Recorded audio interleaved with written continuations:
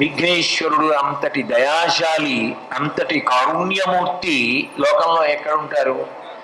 కేవలం గడ్డి పరకలతో పూజ చేసినంత మాత్రం చేత సంతోషపడిపోతాడు. అసలు ఎంతంత పెద్ద పెద్ద విఘ్నాలు కానివ్వండి, రెండు చేతులు కైమోడ్చి నమస్కరించినంత మాత్రం చేత ఒక్క గడ్డి పరక తీసుకొచ్చి అక్కడ పెట్టి నమస్కారం పెడితే చాలు, రెండు చెవులు పట్టుకుని గుంజీలు తీస్తే చాలు, ఒక్క సాష్టాంగ నమస్కారం చేస్తే చాలు, 4 మొట్టికాయలు తల మీద కొట్టుకుంటే చాలు, అపరాధ క్షమాపణ చేసేస్తాడు.